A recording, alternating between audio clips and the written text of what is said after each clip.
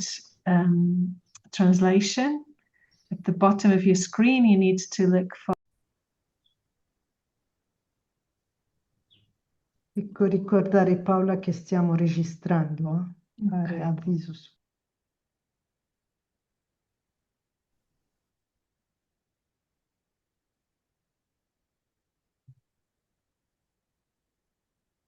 So we will start in a minute, and we will start as well the recording.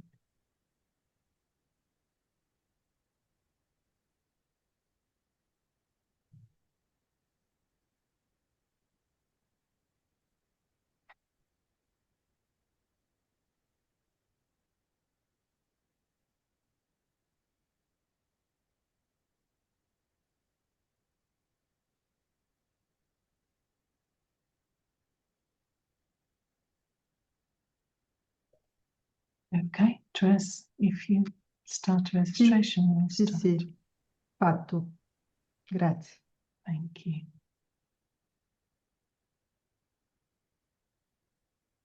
So welcome, everyone. Thank you for being with us today. We have our third module of deeply rooted synodal leadership. Has been a beautiful journey so far. And thank you as well for your participation in the other modules, for your active engagement, and also for the evaluation that many of you have responded. And we looked at taking up the role, responding to the call of being in leadership, and also how to create a teamwork in a synodal way.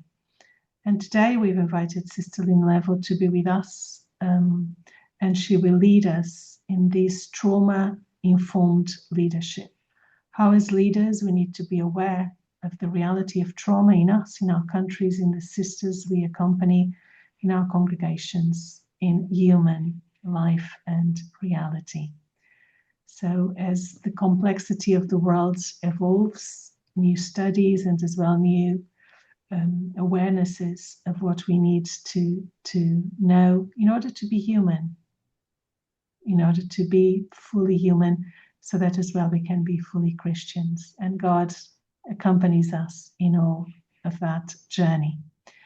And before we jump into that and we deepen into this reality, we would like to start with a short and deep time of prayer. We all know that we are in a situation of the world at the moment that it's very challenging, very difficult. As Pope Francis said, we have a third world war with little pieces, yeah? But we are in war. At least here in Europe, in Rome, we feel the reality as such, and being in contact with so many people from around the world, we know and we hear of the sufferings of so many. At the same time, and on the same note, I don't think we can forget the beautiful and lovely things we have as well in our world, and so many acts of love, of harmony, of peace. So it's both ends that we deal with. And unfortunately, the good news and the beautiful things in our world often don't make it to the news. So it's both things. And knowing that God continues with us and giving thanks for who we are as well, allowing us to be a channel of God's peace. So the prayer today will lead us into this beautiful scene of the potter. The potter, God is the potter and tells us that wants to shape our lives. And as well as we look at trauma, we know that many other realities have shaped our lives and shape our lives. So there's good and bad shaping our lives always. At the same time, God never leaves us.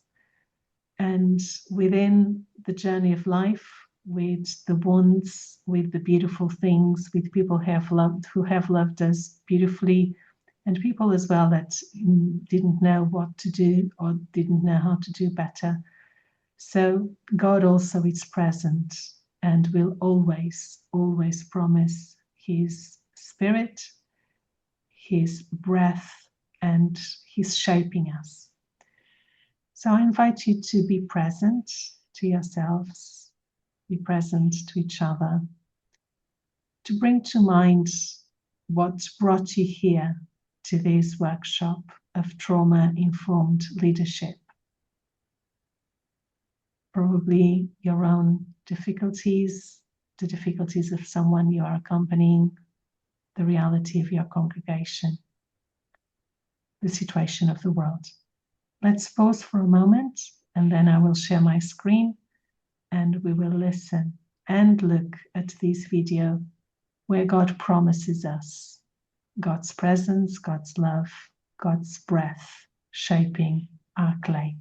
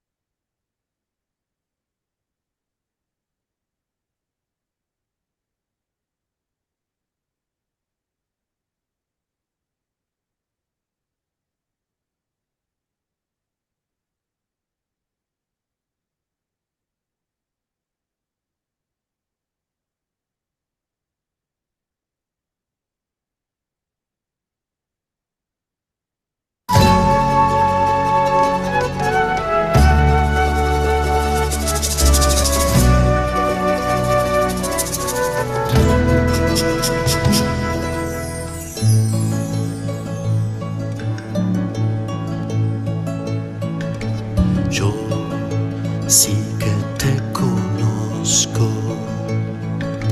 tu vida está en mis manos, sos el barro que formó, vos sos el barro que amo.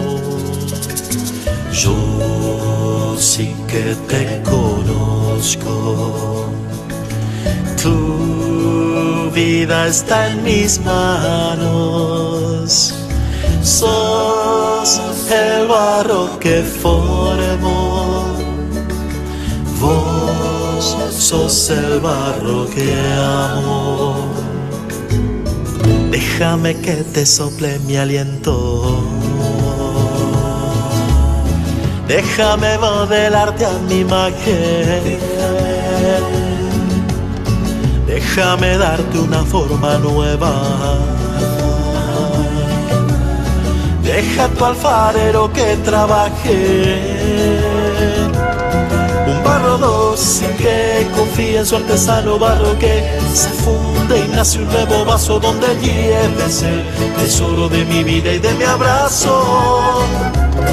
Volver al barro para sentir mi presencia, embarrarse para ganar transparencia, barro abierto al soplo, lo nuevo que hace nueva la existencia. Déjame que te sople mi aliento, déjame modelarte a mi imagen, déjame darte una forma nueva. Deja tu alfarero que trabaje. Yo sí que te conozco, tu vida está en mis manos, sos el barro que formó, vos sos el barro que amo. Yo sí que te conozco, tu vida está en mis manos, sos el barro que formó, vos sos el barro que amo. Y tenele paciencia a tu barro, y tenele paciencia a tu barro, y tenele confianza a mis tiempos, y tenele confianza a mis tiempos, y mira cómo ejerzo este oficio, y mira cómo ejerzo este oficio, y volvete también alfarero.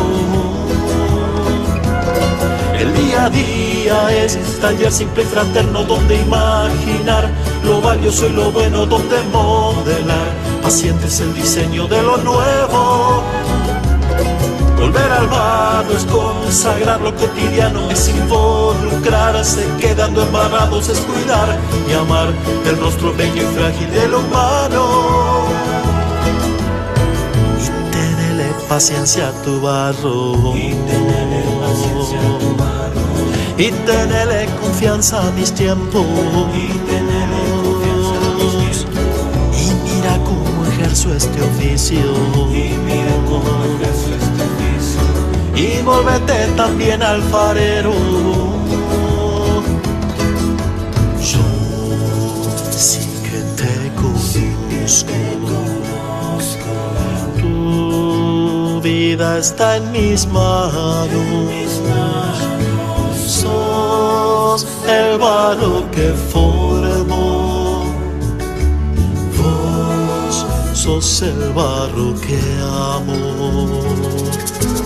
Yo sí que te conozco,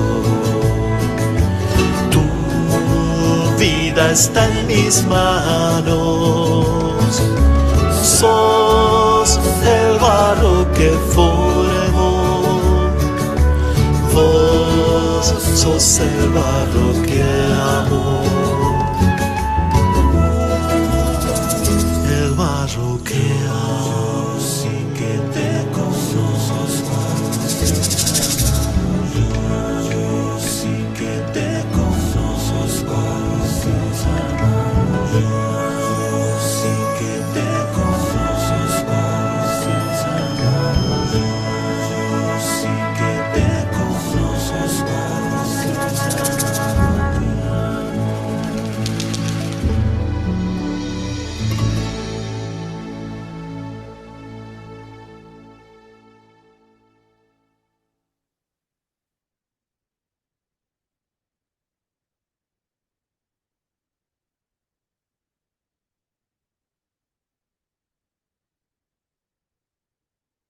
So I hope that this song has helped us to trust in God's hands that shape us. And I'm sure as well that Lynn will help us to see how life has shaped us and how we can help God continue to shape our lives within the realities that we live. So it's with great joy and pleasure that I welcome Lynn. Sister Lynn, thank you so much for being with us again. You already belong to the house, I would say. We know you and we really appreciate your wisdom and your words. So thank you for being with us again, this time in a new topic, for us at least, trauma-informed leadership. So Sister Lynn belongs to the Congregation of St. Joseph of Carondelet. She's from the States, and she is a licensed psychologist, a lecturer, and consultant. I could do a long list. She did her doctorate at the University of New York at Albany and then continued her training in Kansas University School of Medicine.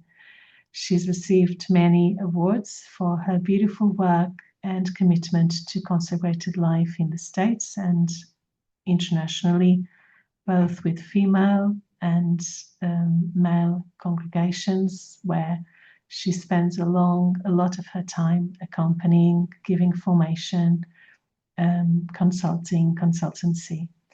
And she has been as well with us here at YSG for a while now. She's part of the Formatus program, where she comes every year. And yeah, I could say so much more. We are in good hands. She is a good friend, and as well, I'm very happy that she accepted to be with us so that you can also listen to her wisdom and her insights. So Lynn, thank you so much again, and over to you.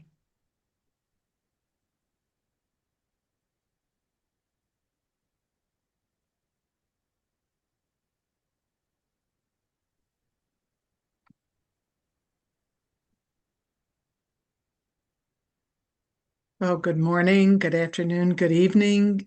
Can everyone see the slides? Are we okay? Yes, we are great. Good. Thank you. Okay. Well, what a pleasure to be back. I seem to do this once a year, at least, with the leaders, anyone in participating in leadership throughout the world for women religious. A couple of introductory words, and then you will follow with the handout that was given to you. That's the outline, and we will just proceed through at hopefully a reasonable pace so that the interpreters can interpret, and then we can hopefully have some room for some questions or conversation as after we do some of the material. A couple of things. If you notice, the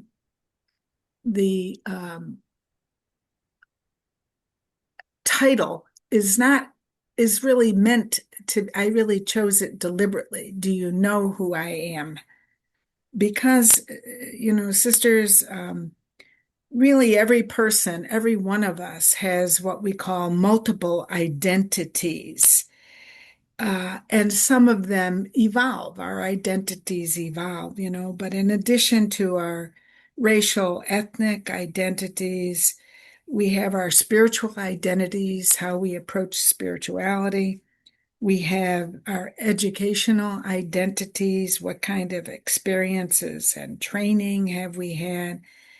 We have family identities. Where do I come in the family? Am I the oldest, the youngest?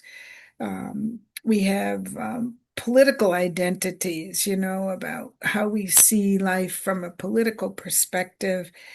And we even have leisure time identities. How do we, what do we enjoy? How do we relax? And I hope that's part of your life, that's not a throwaway. And in addition, trauma is likely part of every one of our stories. And so we really want you to be able to accompany your sisters who have trauma in their lives. A couple of other thoughts before, and then we'll kind of launch into the meat of our time. I think we want to see trauma from a bigger perspective, not as it's good or it's bad. And some of what we describe can be very difficult for a person, one of our sisters, or you personally. But what if trauma can be an instrument to help us evolve personally, collectively, and relationally? Really, sisters, when we live our faith, when we follow Jesus, it really is an interpersonal encounter with Christ every day.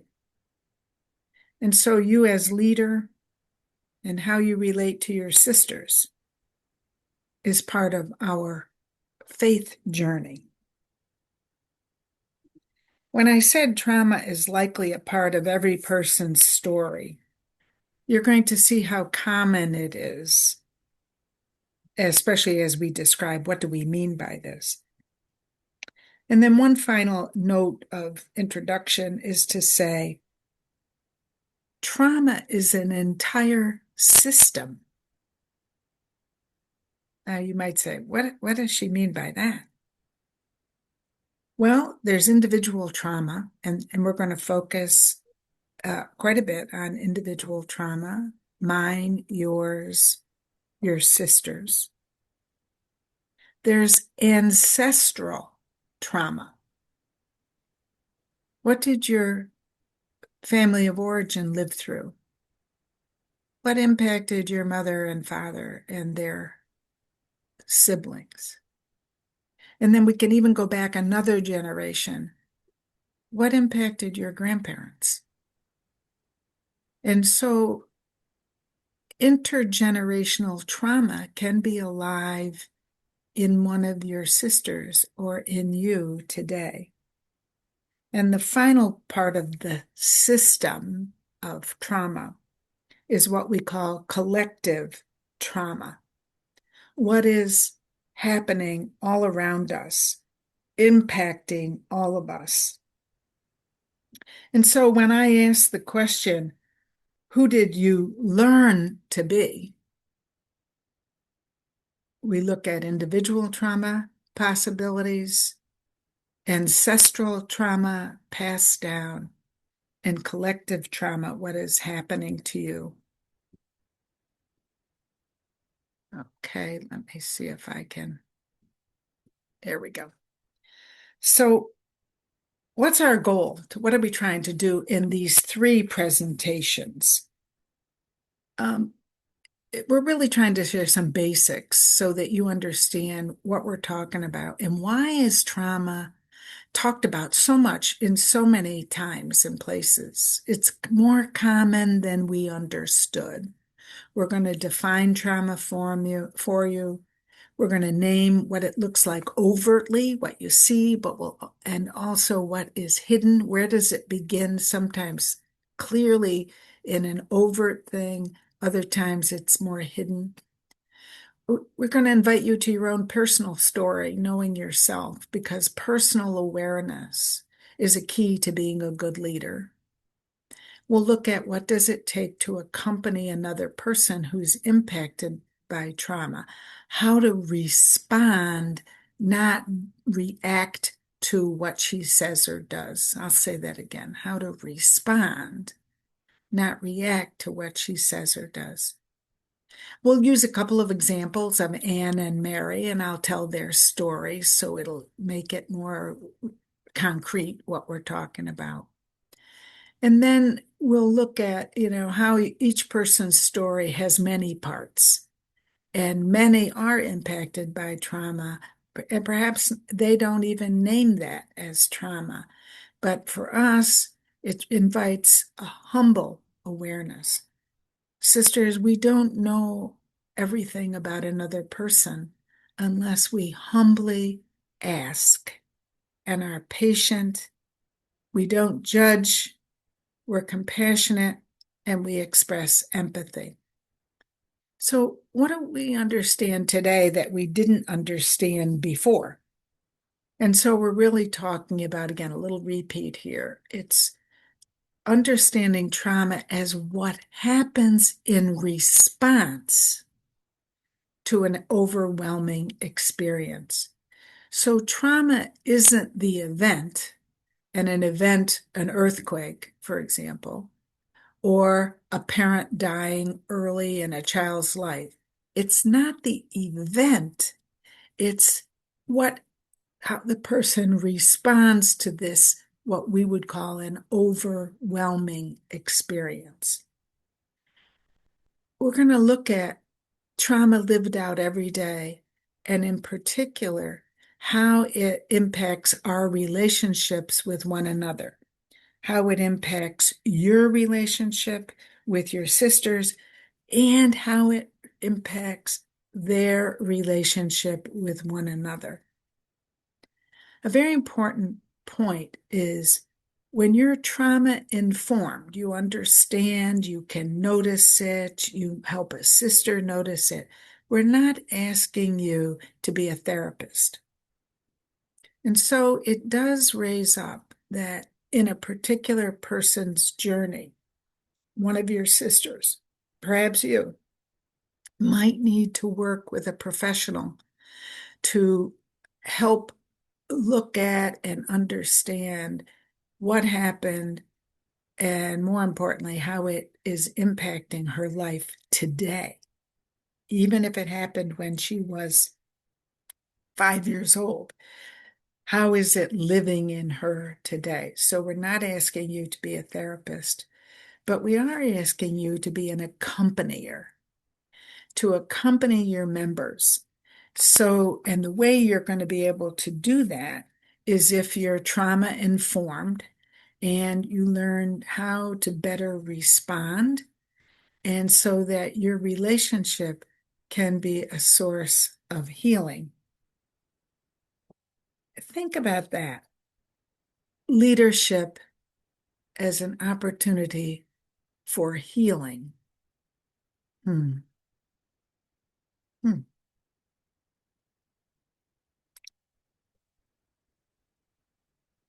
So when we talk about accompaniment, and I prefer that word because I think it means what?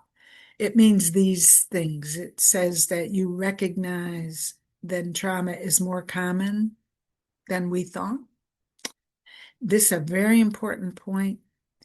In your life or in one of your sister's life, it is unconsciously a part of their daily life.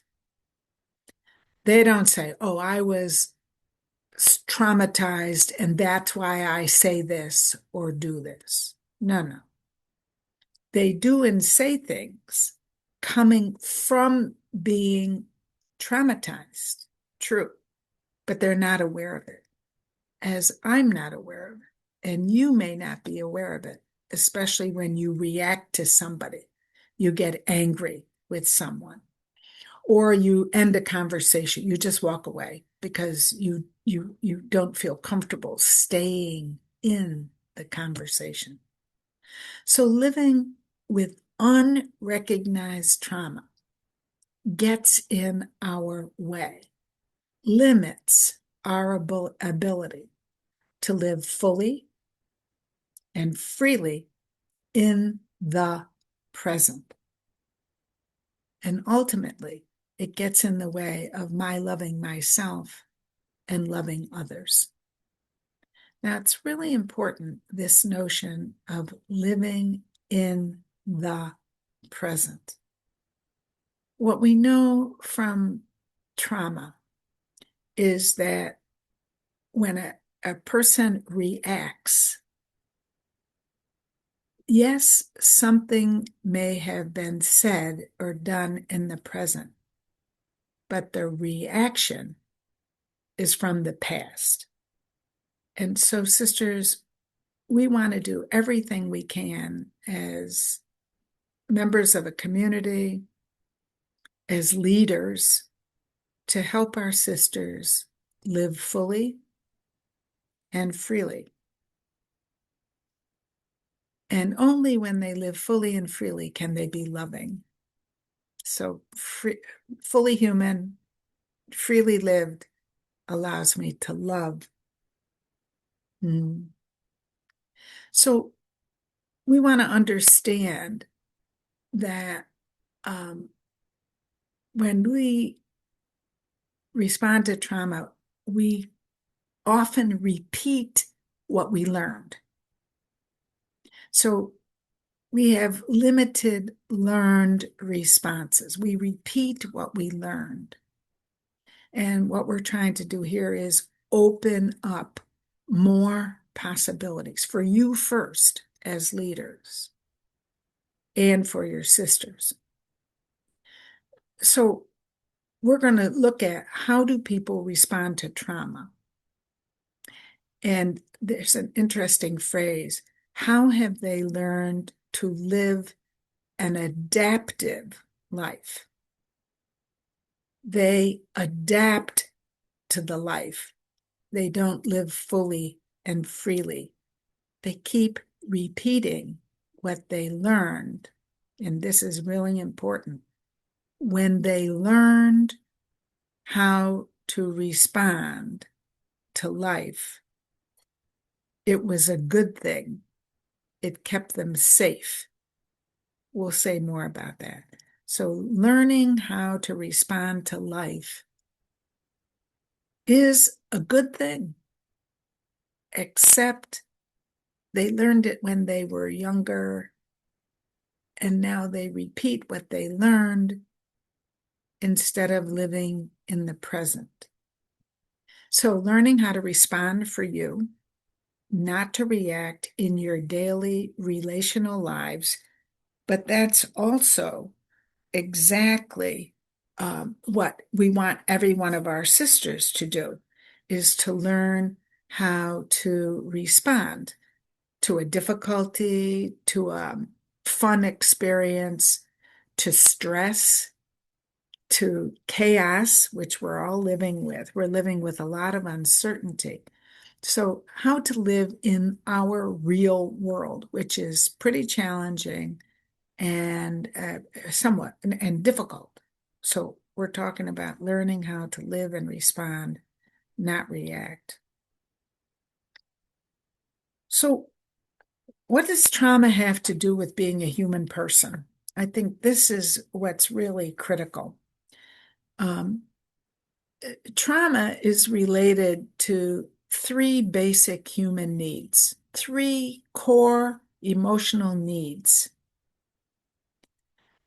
love, safety, and boundaries. And so what we look at is when a person is growing up, how did they experience love? Did they feel loved by significant caregivers? Oftentimes it's parents, moms and dads, but it could be a grandparent, somebody from the extended family.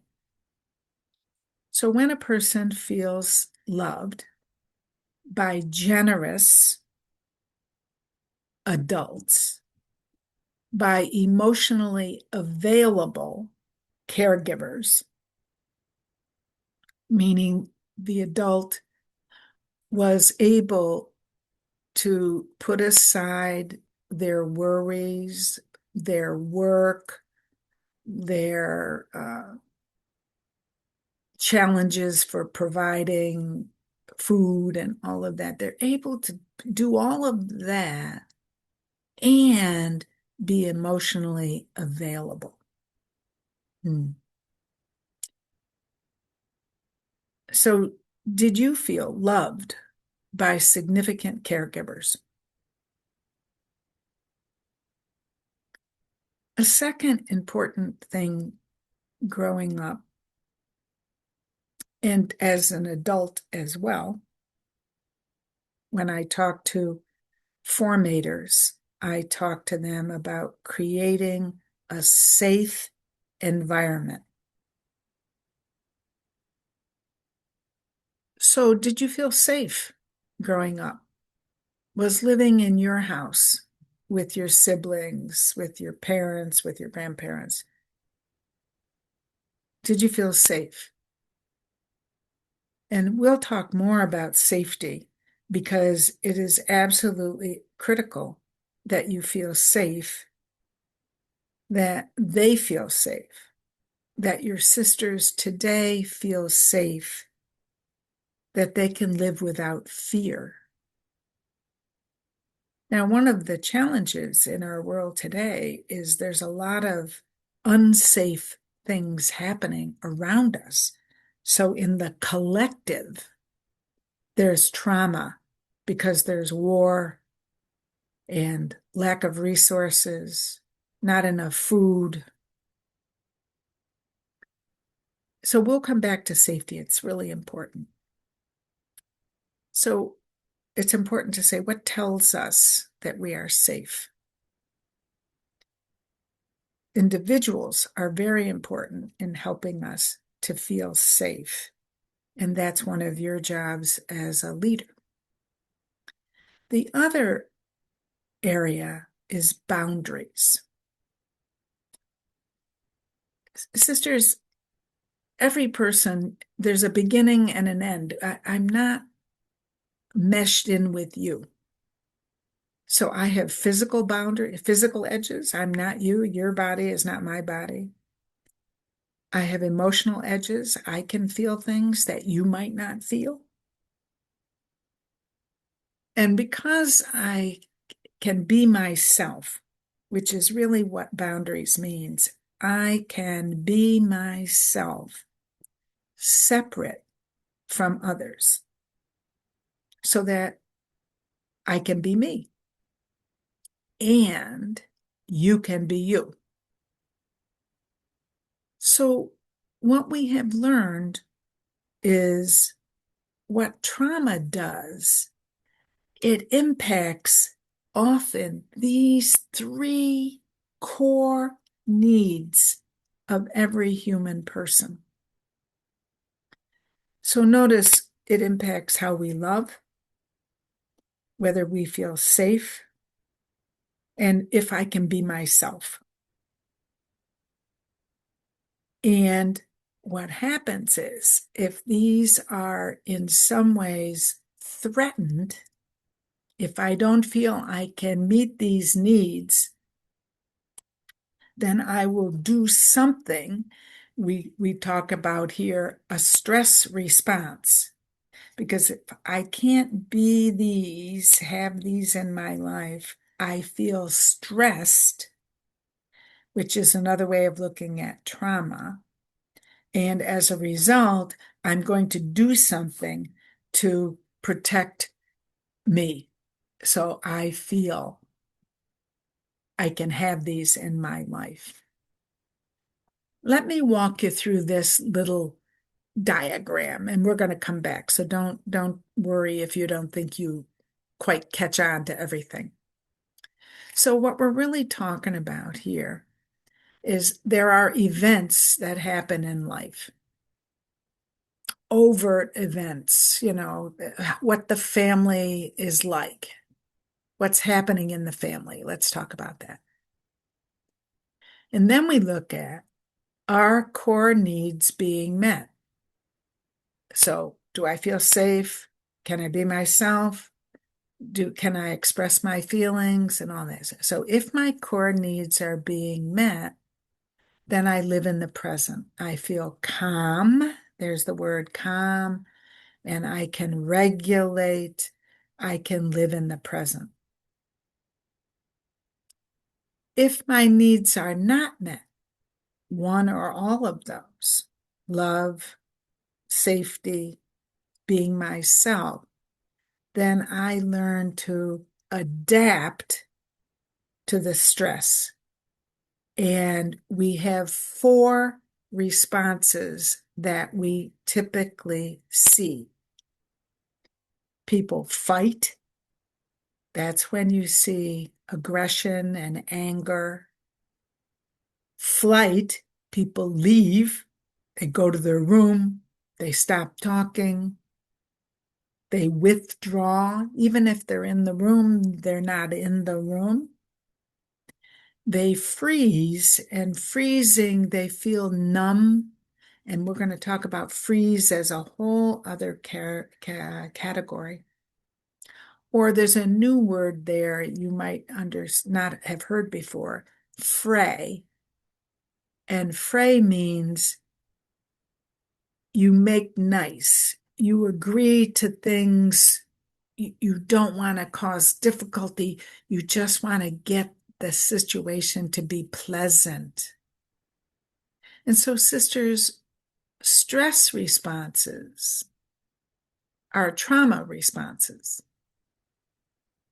So when you ask a sister something and she gets angry and flies off the handle and she yells, or does she, I don't want to talk about it? Does she leave the room? Does she just kind of shut down and maybe looks a little depressed? That's freezing, no contact with their emotional life. Or does she say, oh, whatever you want, I agree. That could happen even in a leadership meeting. Okay, I agree. Why? Because we don't feel safe. We don't feel comfortable. So these behaviors, fighting and leaving and freezing and making nice, are ways to restore safety, because I don't feel safe. So then what happens? So we have the event. If the core needs are not met, what happens then? We normalize responses. So we don't really see that we're doing anything that isn't helpful to myself. So we learned to keep ourselves safe. And so we show up, how does that impact a sister's daily life? Now think about you. If you're living with trauma experiences, stress, and your stress responses have become ordinary or what you do, then you probably, or you could be, or your sister lives with chronic anxiety. And it just waking up feeling anxious, can't sleep. We know it's causing physical illnesses, autoimmune diseases, and oftentimes it shows up in relationship difficulties. So I'd like you to think about some of your sisters. Do some of them isolate? They kind of are off by themselves too much. Do they often experience or express lots of loneliness? Now, sisters, loneliness is a part of every life, but we're talking about loneliness every day of the week, every hour of the day. The lack of intimacy, and we understand intimacy very differently now. Intimacy is the ability to share what is innermost. So be very clear about what that means. Into me see is the ability to share your inner life and to have other people share their inner life. Well, you don't get that close to people. And then a big one, sisters, is the failure to trust. They don't trust themselves. They don't trust you. And that is more about who they learn to be, not living in the present. Some of our sisters can become addicted. We often think of addiction as like with alcohol or drugs. But some of our sisters can be addicted to work, overworking. So, not having a balanced life. Think of addiction as not living a balanced life. Always having to do something, be somewhere. And then finally, sometimes it impacts mood or how they approach life in general. So we have some of our sisters experiencing depression. So this is a quotation. I apologize. I don't know the author, but notice what it says. The walls of childhood. In other words, what happens in childhood create prisoners as adults. And what we know, we as adults have the capacity to heal mentally, physically, and emotionally, to become free. And sisters, this last statement is so important. We live in a world created with freedom as its core. Now, it may not appear that way, especially what's happening politically around the world. But really, human beings are meant to be free. And only when we can free ourselves and help our sisters become free can we love.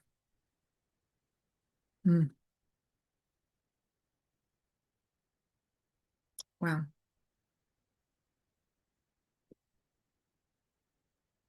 And the gospel, Jesus himself, calls us to love ourselves, love one another, love all persons. So how are we going to be able to live Jesus's message if we're not free? So what about accompaniment? Just a few words on accompaniment. your sisters? I know we talk about leadership and we talk about leaders as, you know, directors or whatever, but what if you saw your life as you accompany your sisters, you're going to go somewhere with them. The word comes from the Latin Spanish, you know, to break bread together, to be present on a journey. And so if we're present on a journey, we don't know what's going to happen. You know, there is mystery. We want to be open to what happens. We want to trust ourselves and trust them. And in order for us to really accompany, it really requires that you and each of your sisters be a vulnerable truth teller. That we can't be dishonest in our relate. So when something happens, you know, a sister has an explosion and angrily walks out of the room, we can't ignore that. We want to understand it. And we want to be able to help her to understand. And the only way that can happen is if she feels safe with you. So when we talk about leaders as accompaniers, we're talking about you invite a dialogical relationship. Now we're all trying to learn how to be synodal women. And this is really virtually part of that we can be in dialogue with our sisters. Sister to sister, leader to sister, sister to leader, so that it involves some amount of closeness. It certainly involves tremendous amount of listening. And a very important part here is offering specific, flexible support when needed. We're not talking about you fixing them or you do something for them. We're talking here about adult women, and we want them to be adult women who understand themselves and their journey and how it impacts their journey in community with the rest of us. So this is really a different kind of being present. We're not in there to control. You're not there to fix. You're not there to manage. And you're not there to intervene and make things better. It doesn't work. It won't last. And so we're really trying to move alongside, walk with, it's like on that journey to Emmaus. So in order to do that, you have to understand yourself first. And you have to understand how you might want to react. And we keep using that word because reactions are not about the present. They are about stress and the past. And so one other thing I would say is by accompanying your sisters, you are impacted as well as they are impacted. When I accompany others, I learn more about life, about how life is lived in another person's body, and I learn about myself. So are you willing to be a learner? And the final statement here says, you know, what we understand is we are interdependent. We need each other. And we need each other in order to be well. we live in a world that's very individualistic, especially for those of us in my country or in the Western world. Very individualistic. We now know that relationships are central to being well or well-being. So in some ways, learning about trauma, learning about trauma responses, learning how to respond, not react, is really learning how to promote healthy relationships with others. Because relationships are central to my being well and clearly to living well in community. So self-awareness and understanding your own journey is, I hope that in the second day tomorrow, we're going to focus on, really the third day, we're going to focus on understanding yourself and your own journey. But we're really just trying to raise your awareness of trauma. What does it mean? What does it look like? Our own experience, so that we can be open to others, willingness to learn about ourselves, because you're probably going to have a reaction tomorrow. It's still part of our life.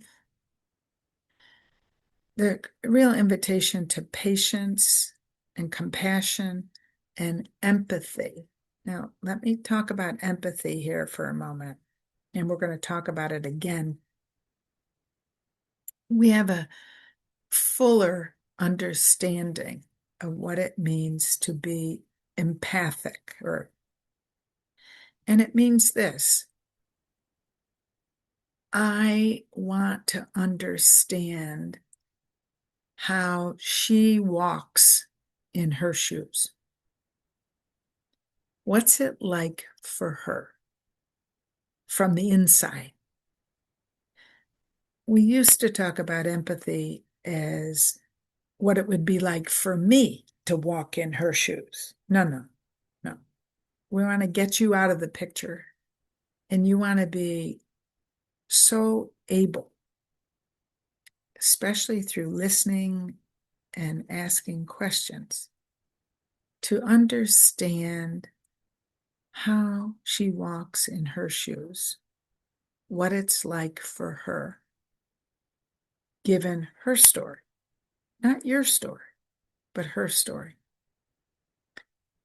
And we really are moving toward being able to not only listen, but to hear in non-judgmental ways. Non-judgmental ways. When there's disruption, when there's an explosion, when there's disagreements, one of our almost first responses is to judge and say, whose fault is it? Or why is it her fault? Or whatever. If we can leave judgment aside, you're going to be able to accompany others better. So again, a little repeat, because we're trying to get used to the language and to understanding how this is a journey for you as a leader.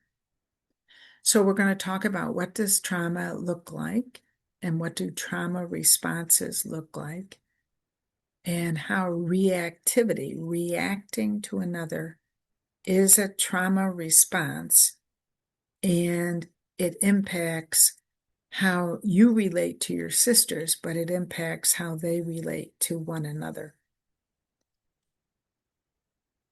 Naming your reality honestly becomes critical. And we'll do that. We'll kind of walk you through experiences of your own trauma that you may have experienced, and how you learn to be safe. And that's really, if you think about it, the human person is pretty intelligent, because even as a little one, a child learned how to be safe, how to respond to stress. And the challenge is what they learned when they were younger, which was intelligent and a good thing, doesn't work as an adult. It keeps you disconnected and separate. So we're going to introduce some new language. We talk about how to help a person self-regulate, and that means how to bring them back to a sense of calmness and safety, and how you can be a co-regulator to help with regulation. It doesn't say do it for them, and we're certainly not asking you to be a therapist. And so really, this is a journey to the next stage of development, the next stage of living and helping one another, that individually, our sisters, you self-regulate, not reacting to everything, and that you as a leader, but you as a member of the community, can help another person regulate. And the question is, how do you do that? Is by you being regulated. So it's like I meet a person who's like all over the place, but I'm calm. And then this person can become calm. And here we are together. And then we can figure out what's a next step, how to solve the problem, how to deal with the stress.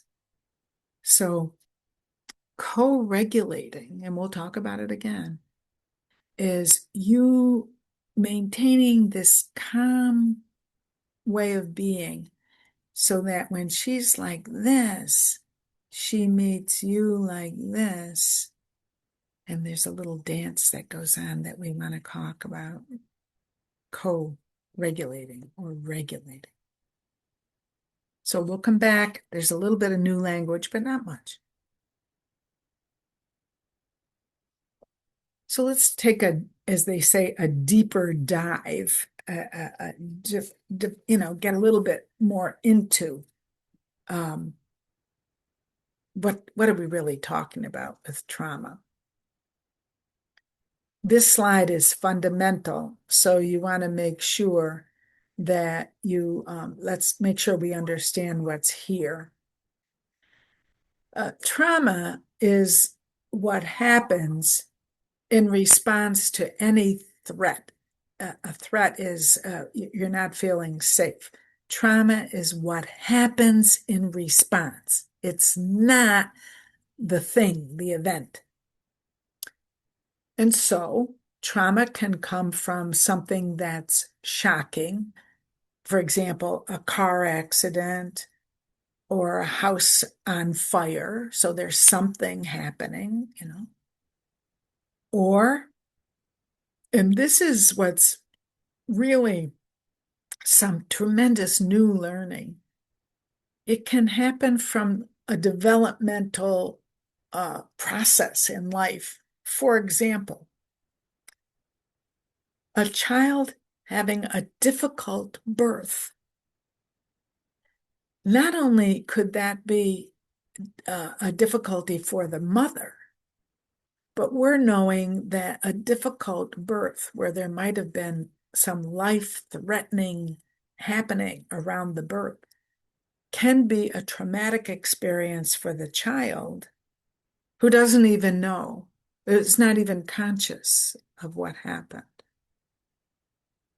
When we have attachment issues, sisters, I'm really have personal experience with two different people. One, a priest that I'm walking with, and one, a younger sister.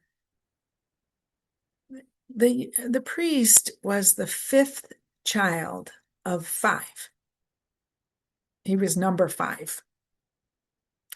And when he was born, he was kind of a surprise. His brothers and sisters were already teenagers. And now we have a brand new baby. His parents were not ready for it to start again.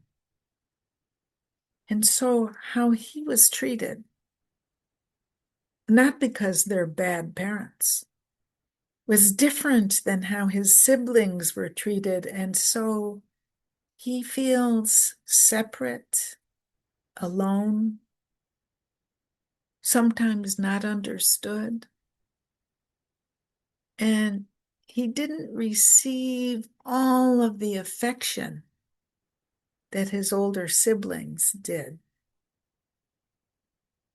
So how does he see himself today? Is he seems many times always trying to belong, to matter. Neglect, we're going to talk about neglect is a huge thing when a child is neglected. And in some way, he was neglected, not with physical things. There was always enough food and clothing and a house. But emotionally, he didn't feel the connection. And then any kind of early losses, the death of a parent when it's during a childhood or during adolescence, a father dies when a girl is a teenager and there's this big loss in her life. Or a person can experience intergenerational trauma. This is new, sisters. This is something we're learning, that if a grandparent committed suicide, or if a grandparent was an alcoholic, then that child has those burdens. They are impacted by even maybe a person they didn't know, but what it was like living in that generation before them. And then, sisters, we talk about legacy burdens. Now, I'm going to be very clear here about how religious life, the way people thought we should live our life, may be a burden on some of our sisters. And we'll talk a little bit more about ideas about perfection, or that work is more important than leisure. So we too, from our early life and religious life, especially those who entered young, and our religious life system said these things matter. And we may be living with the impact of those today. Or we could be impacted, and this is what we mean by collective trauma: societal events, war, famine. Very important you know your own country situation, or the situation your newer members come from, or any member. War, famine, unemployment, natural disasters, tsunamis, fires.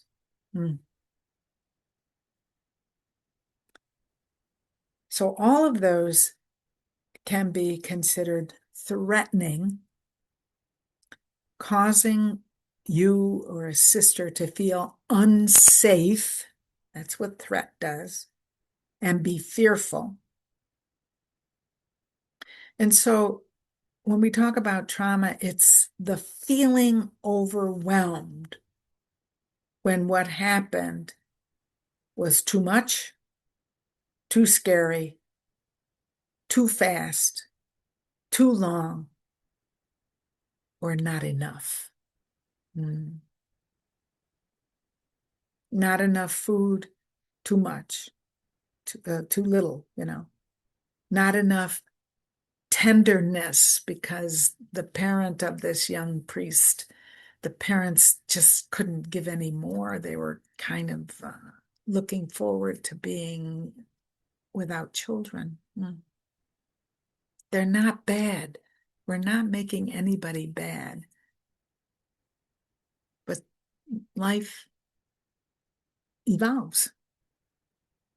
And so being overwhelmed with something that happened or didn't happen without somebody there to help you feel safe.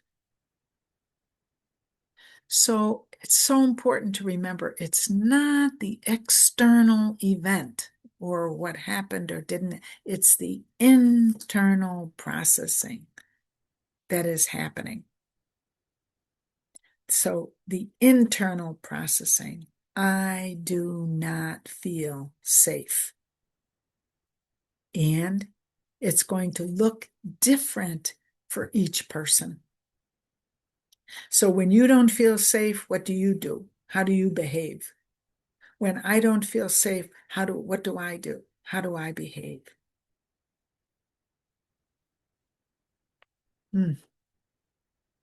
So another way of saying this, as we try to kind of understand fully trauma, where we're being stressed and our stress response, there usually are 4 that we know.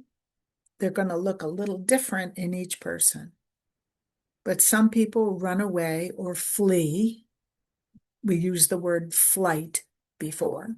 Run away or flee. Go to the room and shut the door. Not want to talk about it. Some people fight, shout, have a lot of anger, push away. That's what fight does, push away. Or if the stress is so bad, you learn to freeze, just not let it touch you. So think about being frozen inside. My feelings are frozen inside. Another way to say that is I have a wall around my heart. I have a wall around my feelings. And that's, by the way, is numbing. I don't know what else to do. I can't fight. I can't run away. So I'm going to freeze. And then for some, fawning, we heard that word before, they try to please to avoid any future conflicts to get the thing over. So on a leadership group, you could be having a meeting and you're not agreeing, and somebody who was disagreeing says, fine, do whatever you want. Okay, I agree. Do whatever you want. That's trying to please to avoid future conflict. It's not a good way to deal with the reality. And we want to be able to help her as a team member to express what she disagrees about. We're going to be better able if we do that. So important words. Internal processing, you heard me say that above. It's happening within. Intelligent when you learned it. Intelligent when you learned it, because it was about your surviving. It helped you to be alive and safe. And so I say how smart you were when you learned to fight or flee or freeze or fawn. Now, in later life, these responses, fighting, fleeing things, are coming from the past. They are maladaptive. They're not you as an adult person being fully alive and free. So those behaviors when they are repeated, fleeing, fighting, freezing, fawning, prevent you from living in the present, from being free, and ultimately resilient. And that's another word that's used a lot these days.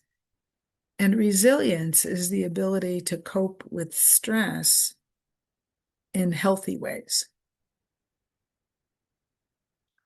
So notice what we're really saying just by those last two words, being resilient. Life is stressful. It's going to continue to be stressful. And right now in our entire world, pretty chaotic. And we, as women religious, as our brothers and sisters, are living with a lot of uncertainty. So how are we going to do that? How are we going to deal with the world around us, the context? How are we going to live in the best humanly way possible? Know how to cope with stress, that's being resilient. Know what to do, how to live in the present. We won't be able to do that if we do not understand our trauma experiences and who we learned to be to survive. Who we learned to be to survive. Remember, when we learned it, it was intelligent. It just doesn't help us now. So let me pause for just a minute there and say, okay. You ask yourself, do I have a better sense of my own life experience, of something that was shocking or happened in my growing up? What happened or didn't happen? Did I experience early losses?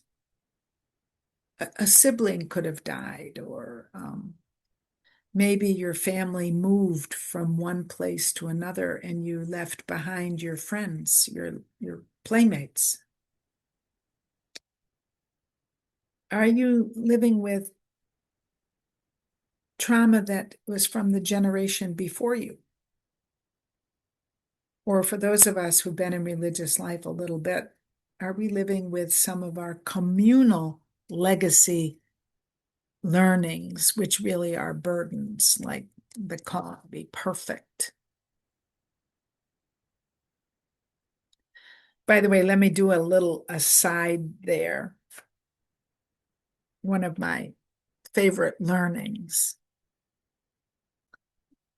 You know, there's that wonderful, it's about perfection, because I think we're all kind of dealing with that in some way.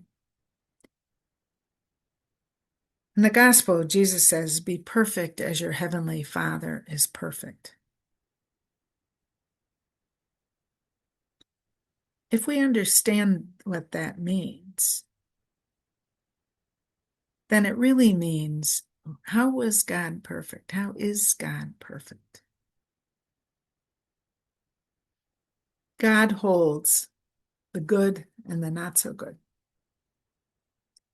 God holds the easy and the not easy.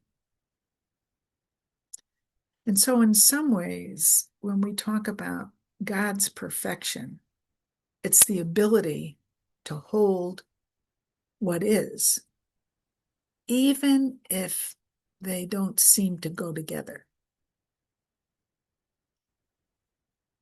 And in some ways, it's what I started with today.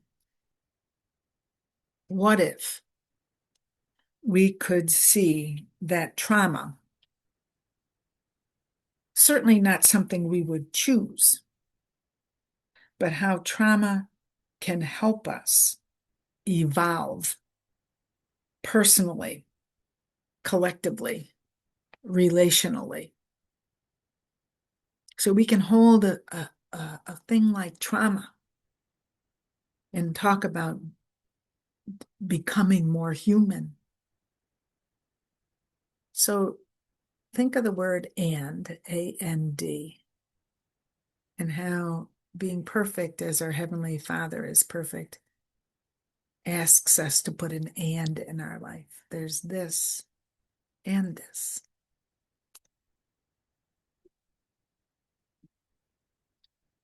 So I'd like these next two slides are trying to invite you to see what are some experiences that you have experienced, your sister has experienced, these possibilities. And in particular, not only are they present in our life, but for you as leaders, I am also very aware of how they are continuing to be present in our newer members. I have the opportunity to work with new members a lot. And it's really important that we understand their stories. And so we have to ask, who did they learn to be in essence? So any kind of emotional, sexual, or physical abuse, tremendous impact whenever that happens. Or if they are emotionally neglected, also can have a tremendous impact. And sometimes the emotional response is not always understood or not seen as an inappropriate or bad response. Let me give you an example. Picture this scene of where there's a mother and father it's early evening. There's a big storm happening outside. And they had their little girl they had put to bed. But the storm was a lot of rain and hitting the windows and everything, making a lot of noise. And so the little girl comes running into mom and dad, and let's say she goes to her mother and she said, Mommy, I'm afraid. Well, how the mother responds can make a huge difference then and later on.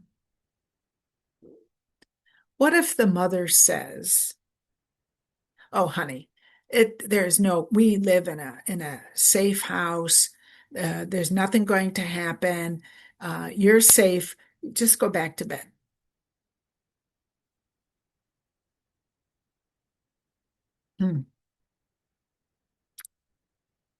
Did the mother, not because she's bad, did the mother meet the child where the child is? Or did she use her rational brain and say, you're safe?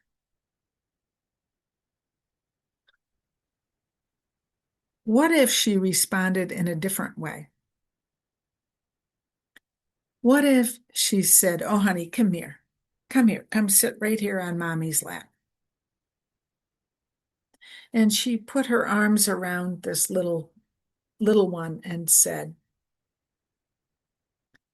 you're afraid of the storm? Notice the validation of fear. And she says, tell mommy why you're afraid. And she's holding her and soothing her touch. Tell mommy why you're afraid. Oh, okay. And so the mother was regulated and the child is dysregulated. And by coming together, even touching, the child becomes regulated. The mother stays regulated. And then the mother can say, loud noises, they can make us afraid. And our house is pretty strong. And we are safe. And it's okay when you don't feel safe. You come and talk to mommy or daddy.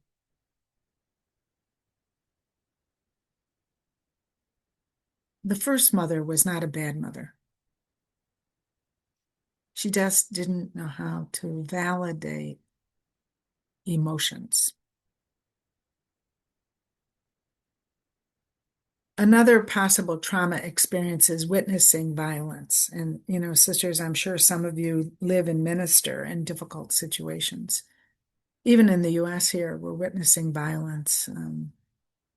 We just had this whole immigration thing. It's very violent, and our immigrant population is very traumatized. Exposure to substance abuse, in the family, if the father's an alcoholic or the mother is an alcoholic and they come home drunk and they're abusive, the marital life is tense, the mother and father fight, there's fighting in the home. Very emotionally impacting. Community violence around the children, where you live, if there's a lot of violence, it's really challenging. A loss of a loved one to death early on, in particular a mom or a dad or a grandmother. A family separation, the family is separated for some reason, the father has to go away to work or whatever. Or abandonment, the child's abandoned and left to someone else to care for. Any kind of serious illness, pain, injury, or upsetting health-related experiences, the need for cancer treatment. These are extraordinarily difficult situations, Maybe the mom having to have some kind of surgery in a way is at the hospital and the child becomes fearful. Is she going to live? These are all things that we always have to ask. How is the person experiencing this? Not me. Bullying, discrimination, or unjust treatment. And some of our young women have been bullied in school. Some can be discriminated against because of race or tribe. Poverty, hunger, housing instability can create all kinds of insecurity, not feeling safe. Natural disasters, and now we look at exposure to toxins, to poisons. Right now, that you think about, the bombardment of countries like Lebanon, Iran, or even in the other Middle East countries where there's the potential for being hit by a stray rocket. Pollution and degrading the environment. We live in an unsafe environment. We don't have clean water. There's all kinds of pollution and the environment is being destroyed. These eventually can be very traumatic. And then finally, the world seems to be dealing with refugees. Every country seems to be where people are seeking asylum because of war or unjust governments or terrorism. So what's it like for the refugee? The next thing talks about awareness of ACEs. Now, in English, that is a way of understanding the next slide. So I'm going to go to the next slide because the word ACEs, adverse childhood experiences. This is a way of grouping or making categories for trauma experiences. So it's a little bit of a repeat, but it might be easier to remember it this way. These are the things that impact childhood tremendously. And so if you look at abuse, any kind of abuse, physical, emotional, sexual, violating a person's body and self, tremendous impact. Neglect. They don't have enough to eat, physical, and not enough to eat, not a safe housing, not clothing. Emotional neglect. A parent unable to express affection and touch and hold, as with this little girl in the storm. Parents not knowing what to do to affirm emotions, not knowing what to do when a child is angry or crying. And so they might say things like, stop that right now, because they really don't know what to do. And then we talk about household challenges, any kind of mental illness. It could be that a parent, a mother, for example, is overwhelmed by her life, needing to provide food, clothing, shelter, and she's depressed, so her emotional life is very flat, not much up and down.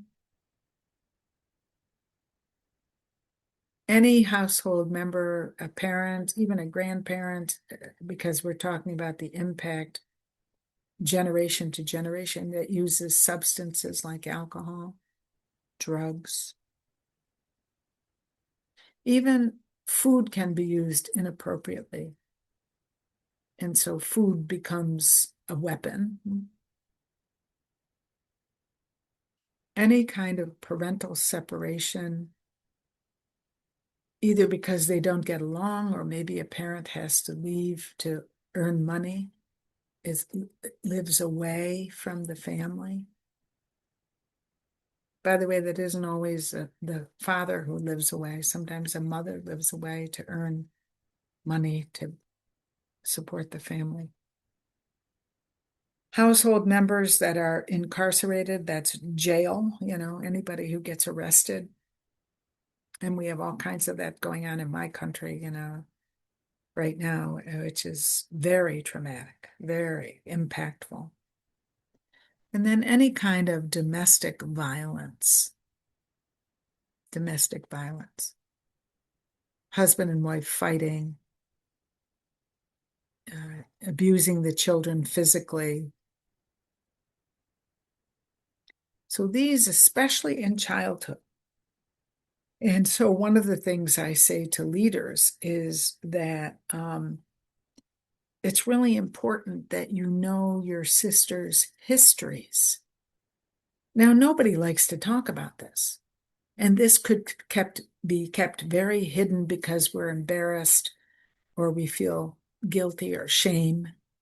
But these are the kinds of things that need to be brought out. And in particular, the sisters, when you're inviting new members, you really have to help them tell these stories, as well as their desire to be a woman religious and the call to service.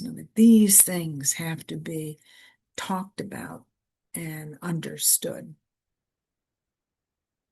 So adverse childhood experiences. Now, when we talk about what we've just listed are things you can see, overt experiences. You could see them, and they could, when you ask, they can tell you about those things. But there are also more hidden, or what we call covert experiences that impact human needs. So as I go through this list, it's so important to ask yourself, did any of this happen to me in my life? And is some of what I learned to seek in community, or do our newer members and they look in community to have these things happen? And so we're really talking about legitimate human needs that may not have been met.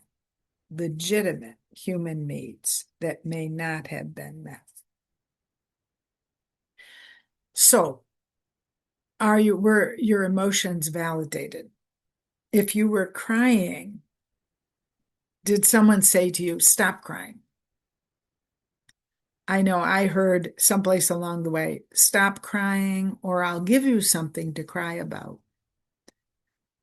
when a parent didn't know what to do with the crying. They couldn't take away whatever the child was crying about, but they could sit with and touch and hold. Children need to be touched and need to have physical contact. What if they're pushed away? What if they're not hugged? Everyone needs to be loved for who you are, not for what you do.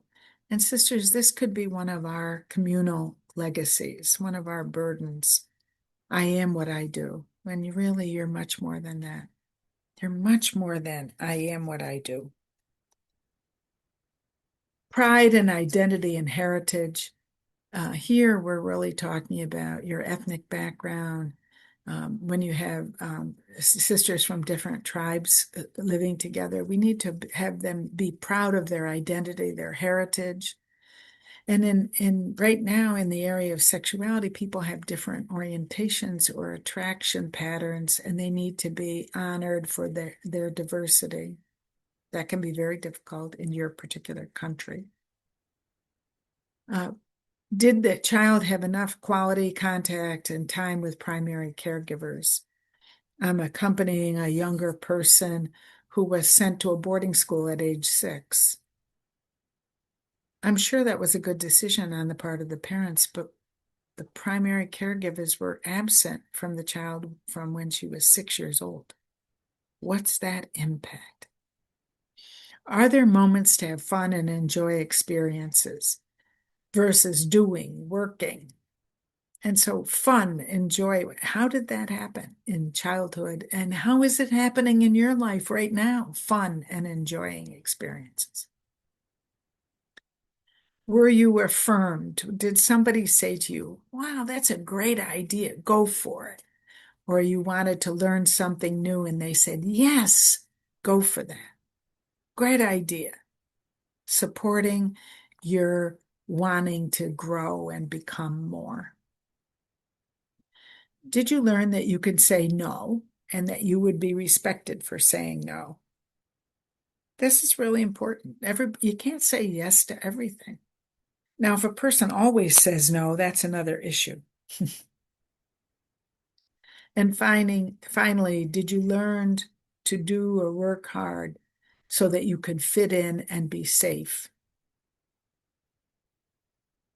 And really, sisters, we're always trying to create relatively safe environments. Let me say that again. We're interested in creating relatively safe environments. Stress is always going to be a part of life, so we can't say we're going to eliminate all stress and be totally safe environment. But we can understand stress, understand that we can create an intelligent relational systems,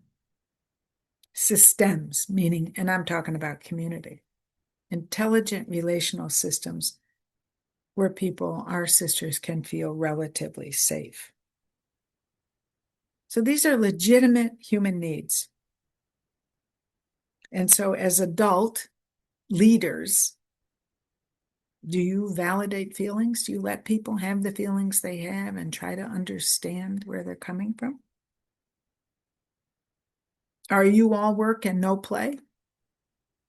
And do you kind of expect that from your sisters? Can you negotiate with members? You ask them and they say, well, can you hear their maybe or no? Is there some opportunity for negotiation? And then finally, I want to say to you, how genuinely affirming are you?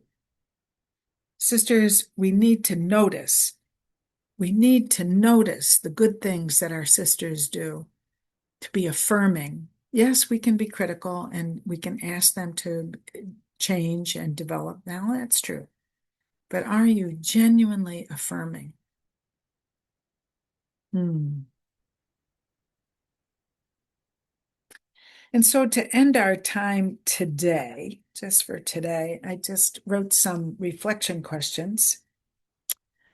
And so, you can ask yourself, what was good for me to hear? Maybe supports some of your understanding. What's challenging for me to hear? Wow, I don't know if I can do that, How does understanding how common trauma is in some ways invite you to see yourself and your journey, especially when you have reacted to something, which is telling you we're in the stress category? How does it help you to see others? Are you beginning to see that trauma, stress responses are opportunities to learn and grow, to be more relational? Can we see that we're good learners? Notice it says, we live an adaptive life. Who did you learn to be? You learned something to be safe and to protect yourself. So you were smart when you learned it. But you're not living fully and freely in the present because it's very difficult to respond. You tend to react.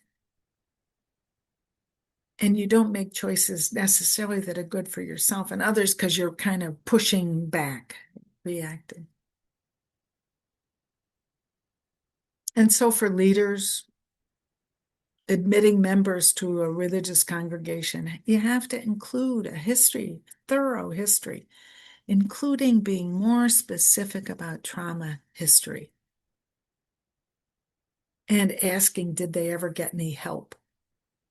Because sometimes depending on the experience, they may need some expert help other than you can get. So when you do your assessments of candidates, new members, hopefully you're using a psychologist and you ask them to be trauma informed, to ask trauma-related, stress-related questions. You can't help if you don't know. So we have some time for you and I to pause and to ask yourself, so what are you thinking right now?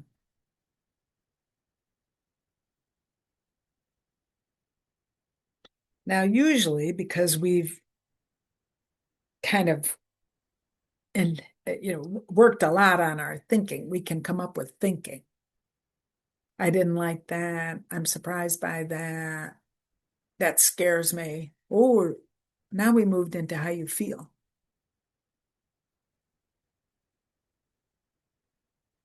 Are you sad? Is there any, and is the sadness for part of your own experience?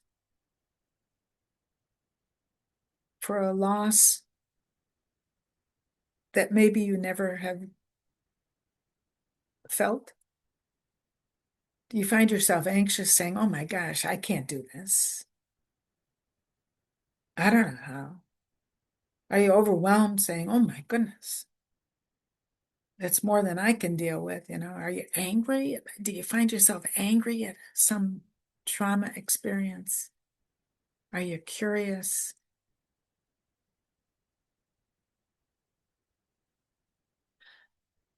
What if you keep reminding yourself that understanding trauma is an opportunity for you and me to grow personally, collectively, relationally?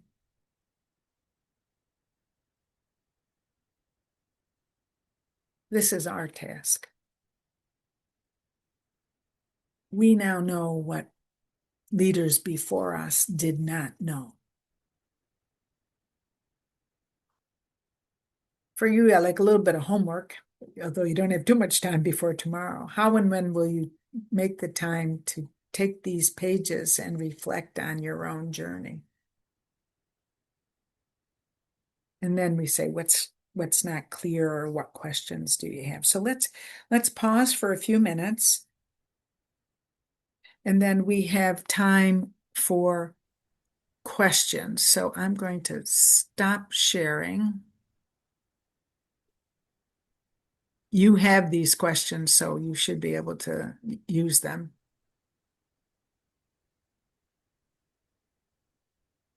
And Lynn, thank you so much. Thank you very much. There are many grateful messages on the chat. So as you suggested, I would say we could have time for reflection and a break, also for our translators to rest. So I've put the questions on the chat. I can put them again, and you have them on your handouts. So I suggest we have 20 minutes of break with reflection, and we come back at the hour, and we have still half an hour for questions and answers. Would that be all right? sure. So because I think you've touched so many things, and I'm sure that you've touched our past, our own experiences, and the experiences of other people we know. So with these questions and a little break, I think we'll be ready to come back at the hour. Yeah, thank Sounds you. good. All Don't right. go anywhere. Just switch off your mics and your videos if you want, Right. and then we'll come back. Thank All righty. you.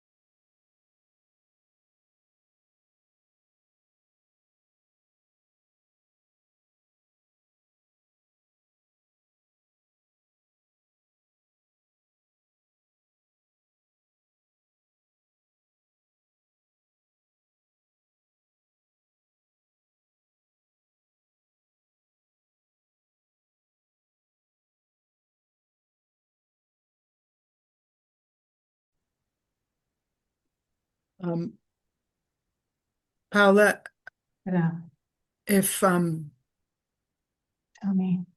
I'm trying to figure how best to handle questions or comments, and both are welcome.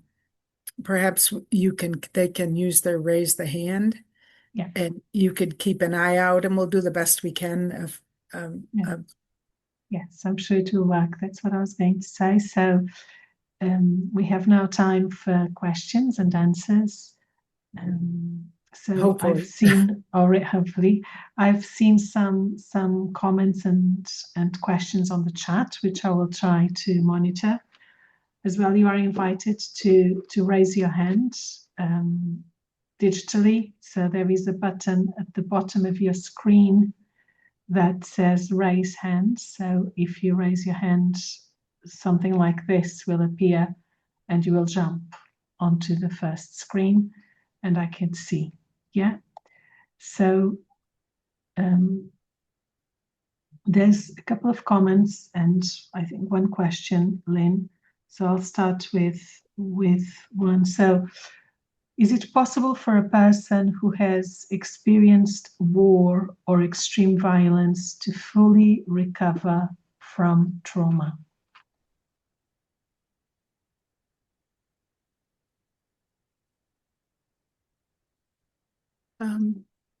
That's a bit complex to answer in this sense.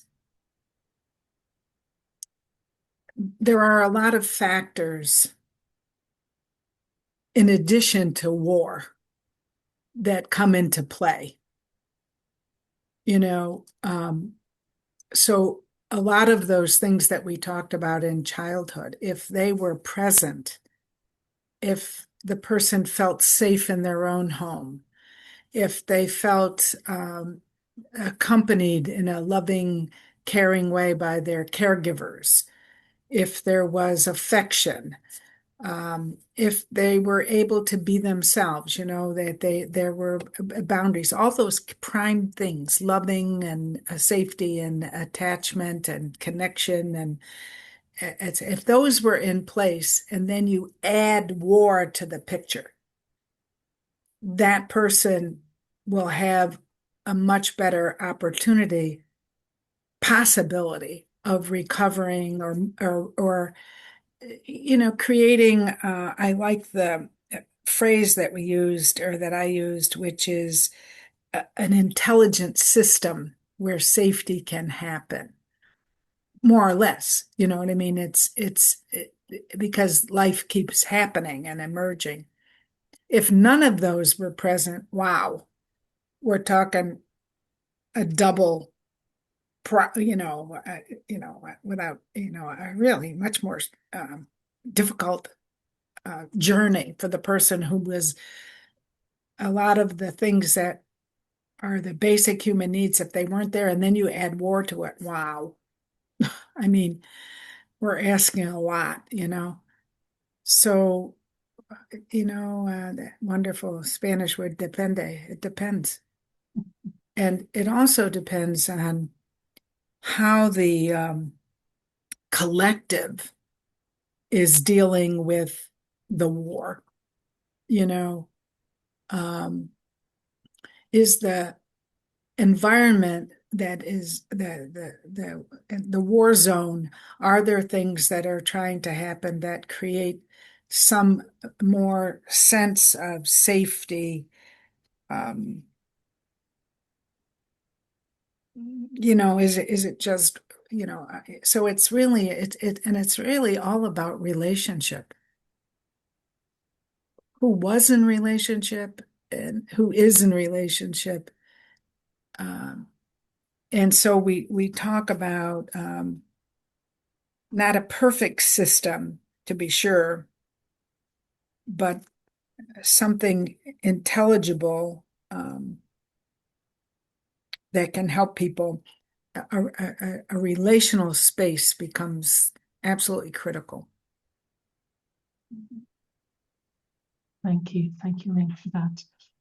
There's another comment question, says, we have a member of the council who has difficulty in accepting what was left by the previous council and wants to change everything.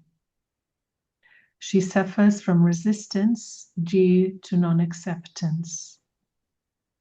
She says she has better ideas and knows how to do things better, and we have difficulty relating to her. So how would you go? Or how can we co-regulate? I don't know exactly how to answer, to ask the question.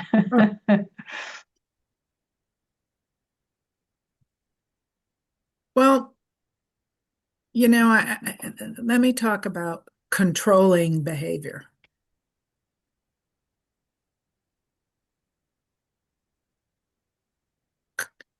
Controlling behavior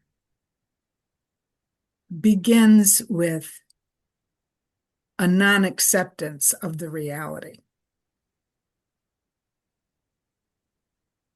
That, if you think about it, so another way to phrase it, or another way to turn it around is, do you love the life you're living? Because that's the life you're called to live. And when we're engaging in controlling behavior, I don't like this isn't good enough, that, I have better thing. It really is a non-acceptance of the reality. Now, where that's coming from, I don't know, except that, one way to look at it is the person has some high needs to control. And controlling, the basic area of controlling that I hear, and again, this is, I'm just sort of trying to put myself in that situation, is thinking and keep thinking the same things over and over again is really an attempt to control and a non-acceptance of the reality. Now, no leadership team. I was on a congregational leadership team. No leadership team is perfect. Sure, there could be some things better or different. Yeah. Well, let's admit that, that's probably true. But for this person, I would wonder, who did she learn to be in this sense of how much is control a central way she responds to life? And that can be very difficult to then accompany her, to walk with her. I don't know if I could say much more because it's not unrelated to trauma, because you'd say, where did she learn that? And somehow, if we put it in trauma terms, she doesn't feel safe going with where the world is now, where the team is now, and dealing with, what's happening. Somehow that isn't safe for her.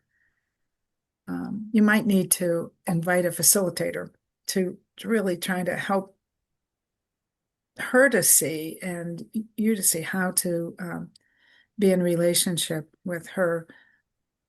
It sounds frustrating, disappointing, all of those feelings sound like they're present in at least some of you.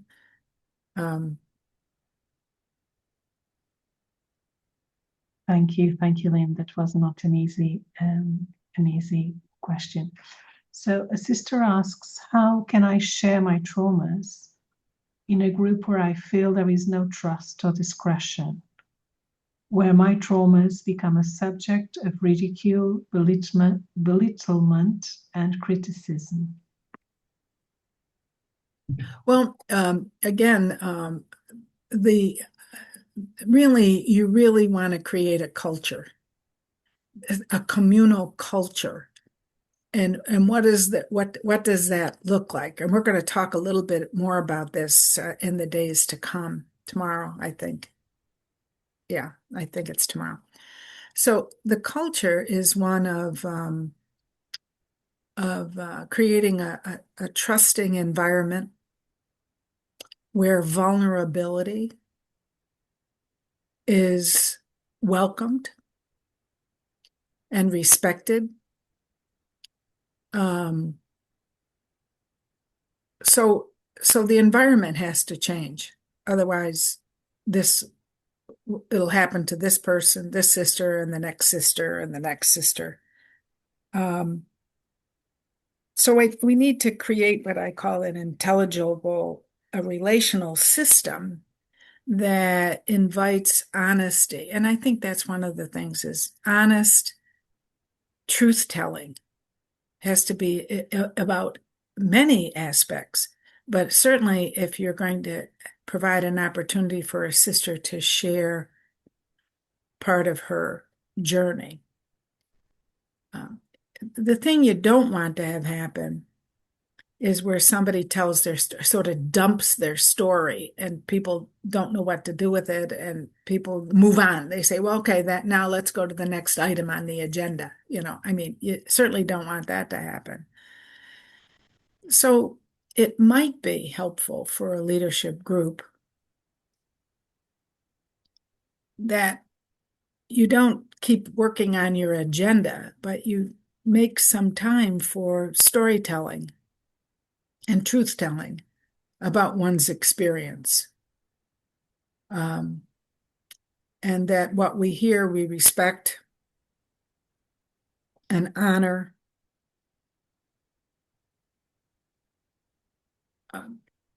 This requires more patience and compassion. The understanding of compassion is to feel with.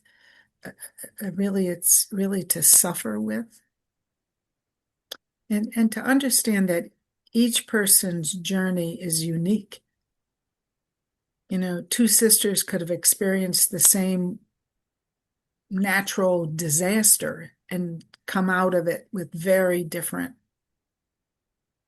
responses. So I think you have to believe that creating a culture of truth-telling, of vulnerability, is a way of building trust. There's also behaviors that are trusting behaviors that you'd engage in. I'm just thinking about if you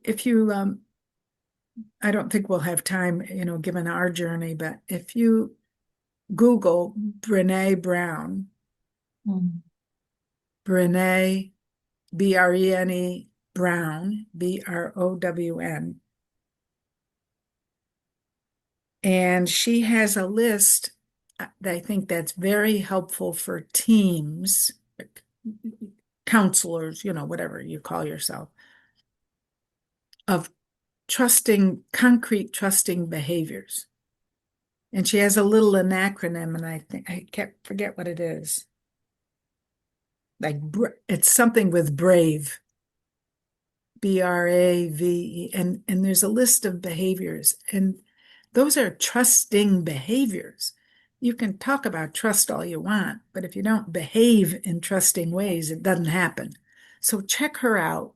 And if you can't find it after we then today, I'll look it up and give you the better reference. But it's braving. Say it again. Braving. B-R-A-V-I-N-G. Exactly, braving. Braving. And you found it easy enough, Paula? The 7 Pillars of Trust by Brené Brown. Yes, it's online. Okay. 7 Pillars of Trust. Trust. So a climate of trust, you want to create that before you can deal with how to really facilitate. And you don't want to wipe out differences, for sure. You want to be able to deal with differences. Yeah. Thank you. Thank you, Lynn. I just put the acronym on the chat and the title, and it's online, so for the English-speaking people at least. Okay, one or two questions that came up with, it's about trauma and accompanying people in formation. So what criteria, then as well as discernment of vocation, how to, you touched some things on it, but if the people don't speak much about their own history, so how to accompany? Is it due to cultural factors? Shall the formation just continue or stop? So there are different aspects of that. Mm-hmm. Well, I think that this is not going to go away. So I think being trauma informed is particularly important in the admission of new members. And so you really want to know their story as much as possible. And so we've done things in the past to know stories. We have them write an autobiography. They can answer very specific questions, about experiences, etc. Hopefully you're having some outside person doing some evaluation. I'm talking about a psychologist, and you want them to be very specific about the questions they ask. And so they will explore ACEs, the early adverse childhood experiences. So you want to, get to know them as much as possible, and not only know the facts, but to know how it impacted their life. Those are not the exact same thing. My parents divorced when I was 5. That's fact. How did that impact your life? That's the piece you want to have more information about. So it's not only what happened, but how did it impact my life?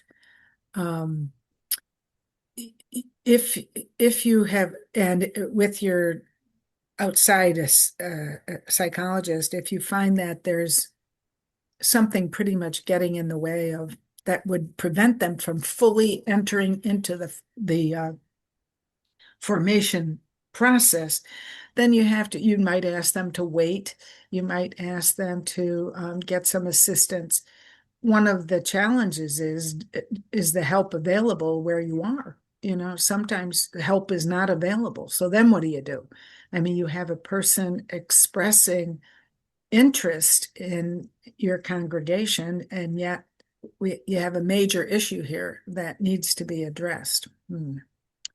You're not therapists. We're not asking you to be therapists, but, I think a critical question is, whatever happened to the person, can they fully participate in the agenda that is at every stage of the incorporation process? Can they participate? Can she really be a candidate? Can she really be a postulant? Can she really be in the novitiate, and each of those has its own invitations and challenges, so. And then the other thing I would make sure you ask is, have you ever asked anyone for help? And that's an important thing, especially if the resources are available in your area. It's pretty hard to do heavy duty work and be following the agenda of that particular part of the notice I keep avoiding the word formation, the incorporation, the process, because I don't think we're forming them. I think we walk with them, so that's why you see me hesitate there. So I think it's just, first of all, make sure you know the resources in their area. Be sure to ask as much as possible. Now, they may find that intrusive. We ask these very important questions. But we tell them that in order for us to accompany, to really discern with them, they're not discerning without us. To discern with them, we all need some basic information. So you introduce the notion of discernment. You introduce the notion of self-disclosure, how critical it is. You have to introduce the safeguarding of what they tell you. Everybody doesn't need to know all the information that they share, but some people need to know, the admitting group,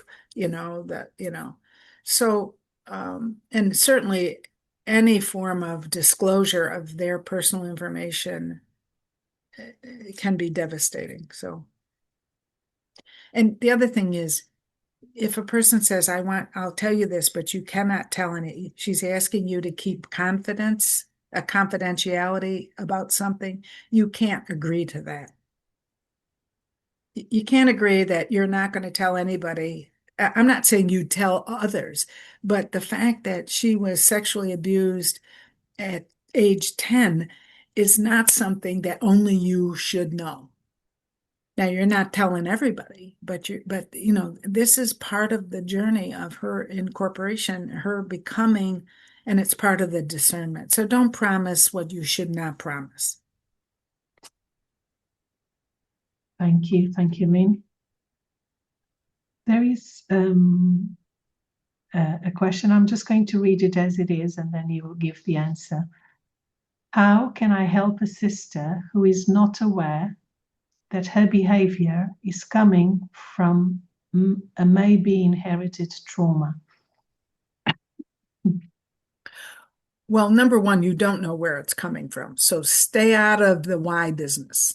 You're doing that because, no, stay out of the why business or where it might be coming from.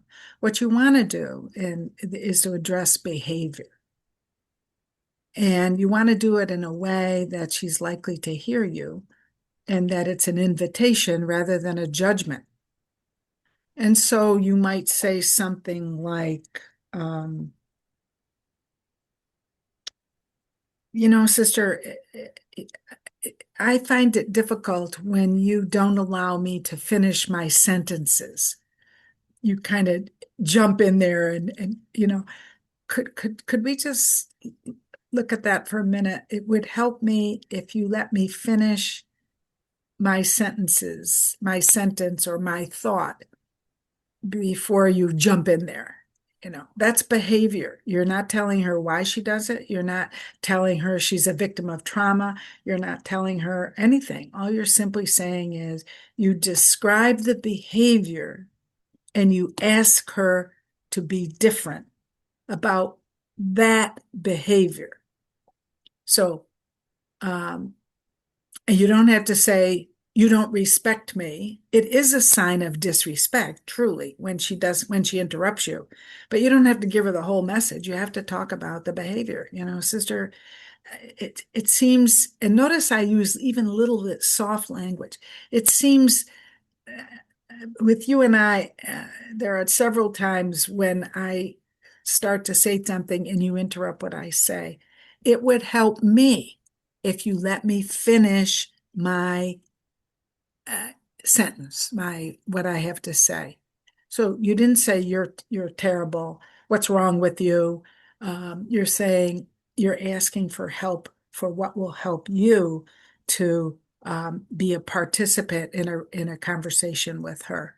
And then you see what happens. Now, the other thing is, don't expect all of a sudden she's going to remember that every time, So you would say to her, could I remind you that we agreed that you'd let me finish? Could I remind you? Notice the gentle, but saying the same thing, gentle invitation. Not, what is wrong with you? Can't you learn anything? We got to stop the critical judging statements and instead keep inviting. And relationships take time, patience.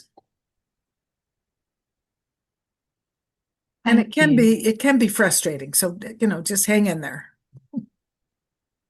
So on that note, just a question came through saying this. How can I support a sister who does not talk about current events, much less her past, yet she's on psychiatric medication? And then the person refers to herself. When I try to talk to her, she cuts me off and does not let me say anything.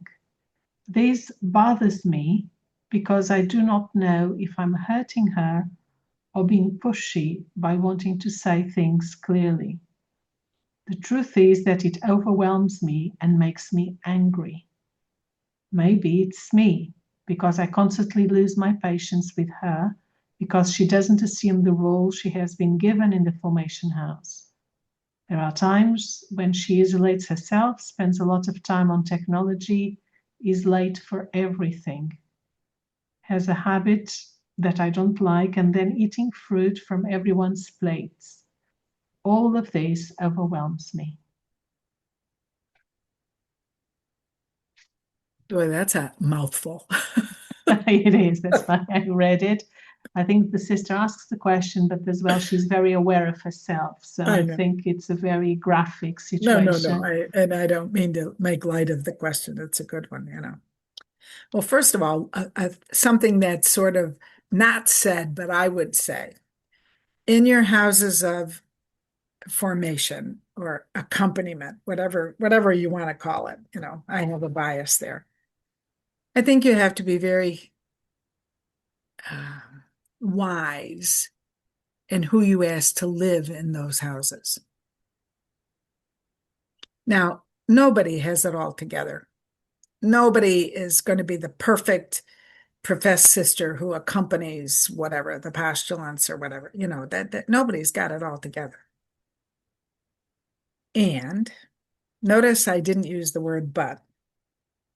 And we can make wiser choices. What I hear from sister is the couple things that I heard, that she is getting some psychiatric help, which is fine and wonderful. That doesn't mean she couldn't live in the house of formation. It depends on what she does with the help. So that's one thing. Don't eliminate people because they're seeing a counselor or doing something. That's just, it's just too big a generalization. The other thing I heard, now listen, I'm listening for behaviors there. The other thing I heard was she doesn't do what she's asked to do. Well, that's the behavior you have to address. Sister, we asked you to coordinate the cooking. I'm just making it up. The behavior. She doesn't do what she is there to do. Well, that's what you have to address. You have to say, living here, we agreed, or it's my understanding that you're here to help with X, and she's not. So then you have to say, can we talk about that? And she doesn't want to talk about that. And you say, so is she a person who flees, who walks away rather than deal with what's happening? It sounds like that might be true. So then you could say, fleeing is a way of dealing with stress, is somewhat related. It isn't somewhat, it's related to possible trauma. And so how does she cope with life? Now it's the way she's coped with life along the way. So, what can I say? Keep looking at behaviors. If you have an agreement, sort of a agreement, this is how we're going to, whether it's on the leadership team, you're going to be dealing with this, and she never does it, or she's always late. Those are the behaviors you have to address. And you say, because what happens is frustration, anger, disappointment, and all the energy is going to frustration, anger, disappointment, and the energy isn't going to living in the moment where you together are facing very challenging situations, and you need all your energy for the now.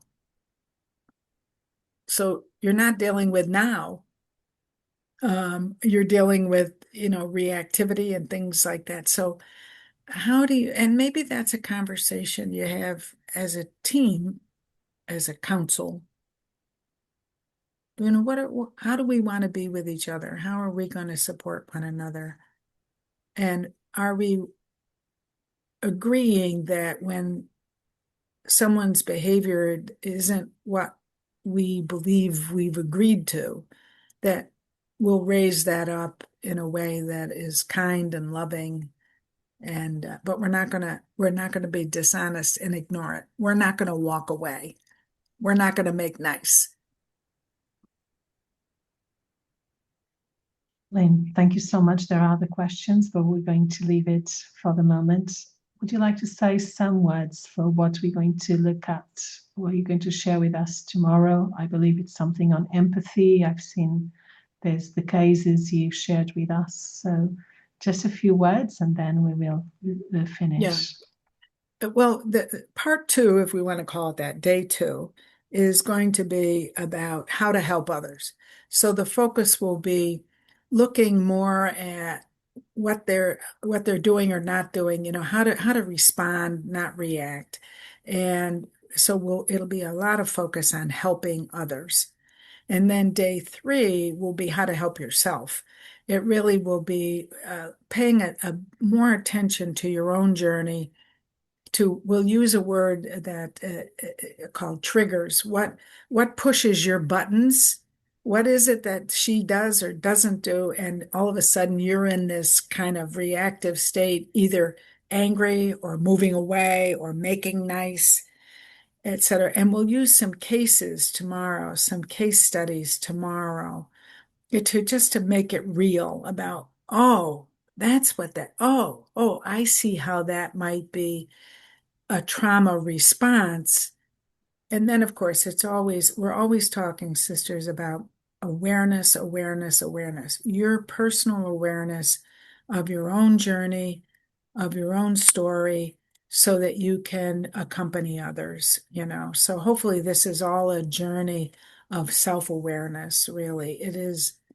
I think going forward as leaders, self-awareness becomes one of the number one things. And I work in other areas beside religious life. Self-awareness is one of the number one areas in order to function as a leader.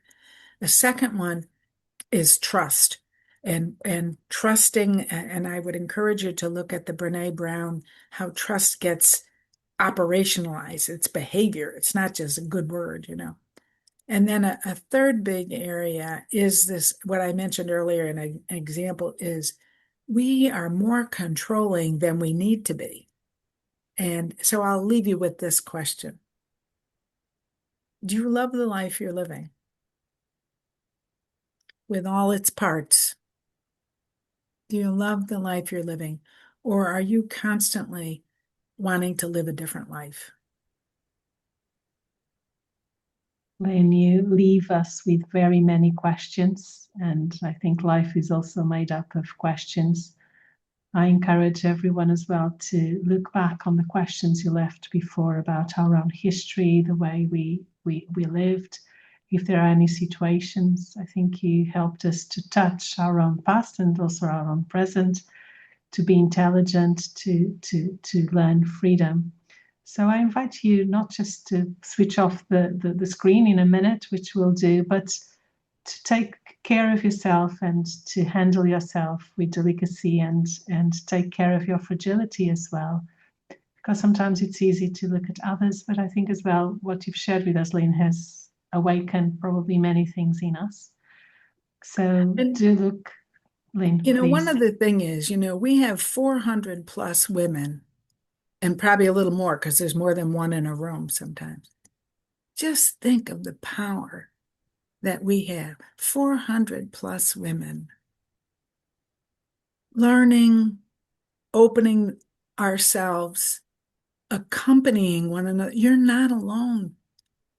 We're here together. We have a collective that can help us change the world, and it starts with changing our very small world we live in. So don't miss each other.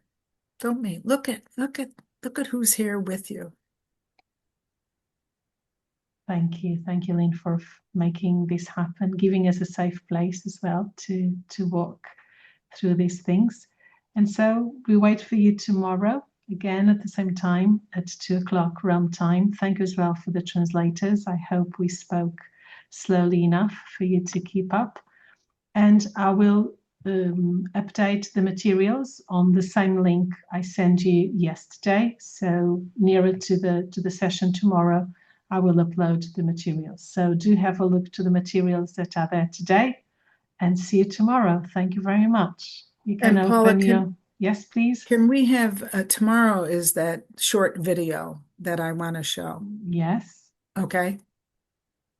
Yes, I can show it from here. Okay, good. Yeah, you tell me when, and I will. Okay, I will. Okay, thank you very much.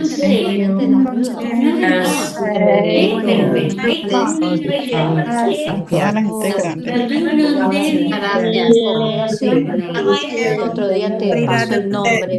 Mala para registro. Dato y nombre. Sí,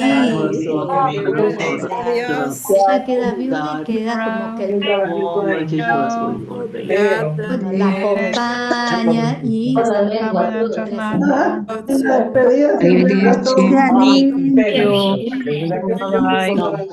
And because she's doing something. I hope you have a nice day. See you tomorrow. Entonces el Mina le escribí dentro de lo que está escribiendo, va a ser de la casa. Que ella tiene un proyecto, que ella ha ido a ver, que han mirado por aquí y por allá, que han visitado distintas capillas.